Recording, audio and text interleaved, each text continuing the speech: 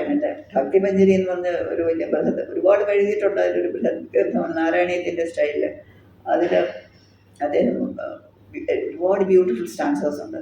അതിലൊരു സ്റ്റാൻസറുണ്ട്: അംബോദേഷ്വിഹ ചാതകാവലിരിവ പ്രോദ്ഫുല്ല പദ്മാകരേ ഹംസാനാം നികരോ യഥാ ഹിമകരേ യദ്വച്ചഘോരവ്രജ മാകന്ദേഷു മഥൗ യഥാ പികദതി പുഷ്പേഷു ഭൃംഗോ യഥാ സ്വാമിൻ മാമകമാനസം വിഹരതാം വിഹരതാം ത്വയ്യേവ ത്വയ്യേവ നിത്യം ഹരേ.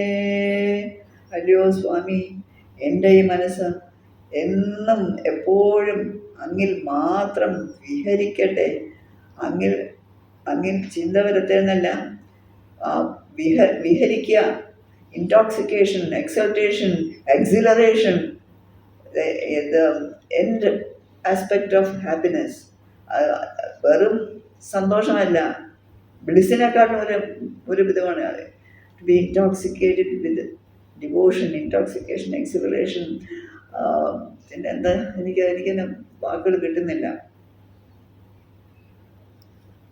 ഇൻടോക്സിക്കേഷൻ, എക്സിലറേഷൻ, എക്സ്റ്റസി ഉണ്ട്. എനിവേ, എക്സൾട്ടേഷൻ ഇതെല്ലാം അതിൽ വരും. അദ്ദേഹം പറഞ്ഞു വരുന്നത് ഇങ്ങനെ ഓരോ ഇന്ത്യൻ റൊമാൻറ്റിക് തോട്ടിലുള്ള പേർസ് ഉണ്ടല്ലോ. ചന്ദ്രനും ചകോരപക്ഷിയും, തേന്മാവിൽ വണ്ട്, താമരപ്പൂവ്, ഇങ്ങനെ പറഞ്ഞ ഓരോന്ന് വന്ന് അതുപോലെ പറഞ്ഞിട്ട് അങ്ങ് വിട്ടിട്ട് പറയണ എൻ്റെ മനസ്സും അതൊക്കെ ചെയ്യുന്ന പോലെ എൻ്റെ മനസ്സും, പക്ഷെ അങ്കിൽ മാത്രം ത്വയ് ഏവ, വേറെ ഇതരാമിതരാനപേക്ഷ്യം, വേറെ അപേക്ഷിക്കുന്നില്ല, ഇതരാനപേക്ഷമില്ല, അങ്ങിൽ മാത്രം ലയിക്കണമേ, അങ്ങനെ വിഹരിക്കണമേ എന്നാണ്. എന്തെല്ലാം നമ്മുടെ കൊച്ചു മനസ്സിലൊന്നും നിൽക്കില്ല. അതുകൊണ്ട് പിന്നെ ഏറ്റവും എളുപ്പ വഴികളുണ്ടല്ലോ, പല വഴിയുമുണ്ടല്ലോ. ഭഗവാനെ സേവിക്കാനായിട്ട് ഒരു വഴിയല്ലല്ലോ, എത്രയോ മാർഗങ്ങളൊക്കെ ഉണ്ട്. അതിനെപ്പറ്റിയൊന്നും അതിലേക്കൊന്നും ഞാൻ പോകുന്നില്ല. പക്ഷെ അതിൽ ഏറ്റവും എളുപ്പം ഇംഗ്ലീഷ് ആൽഫബറ്റിൽ എച്ച് എന്നൊരു അക്ഷരമല്ല, ഒരു വാക്ക്, ഒരു ലെറ്റർ എച്ച്, ABCDFGH.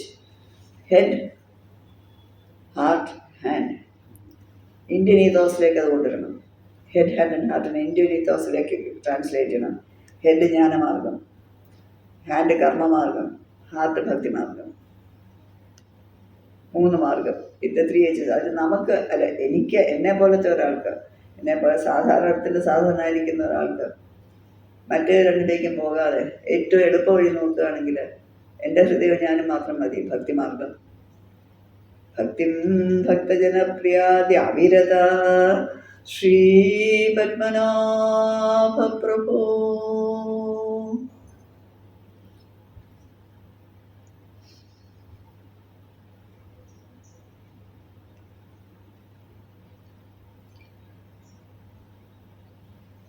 ഭഗവാൻ നമുക്കൊക്കെ നമ്മുടെ ഇഷ്ടം പോലെ, ആർക്ക് കുഞ്ഞിന് ദേവിയായിരിക്കാം, വേറൊരാൾക്ക് ശിവനായിരിക്കാം, അല്ലെങ്കിൽ സുബ്രഹ്മണ്യനായിരിക്കാം, ഗണപതി, ഏതായാലും ഒക്കെ ഒന്നാം.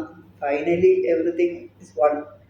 അപ്പോൾ ഏത് രീതിയിലാണോ നിങ്ങൾ ആ ചൈതന്യത്തിനെ ആരാധിക്കുന്നു, ആ രീതിയിൽ നിങ്ങൾക്ക് എല്ലാ നന്മകളും വരട്ടെ, സന്തോഷം വരട്ടെ, അതിന് ഏറ്റവും ഉപരി സമാധാനം വരട്ടെ. സമാധാനമില്ലെങ്കിൽ പിന്നെന്താ കാര്യം ഉണ്ടോ? സ്വർണ്ണത്തട്ടത്തിലൂണ് കഴിക്കാൻ മനസ്സിന് സമാധാനമില്ല, വാട്ട് സീൻസ് ഉണ്ടോ? അപ്പോൾ അതുകൊണ്ട് സമാധാനം അത് ഭഗവാൻ നിങ്ങൾ അല്ലെങ്കിൽ ദേവി നിങ്ങൾക്ക് എല്ലാവർക്കും തരട്ടെ. സന്തോഷം.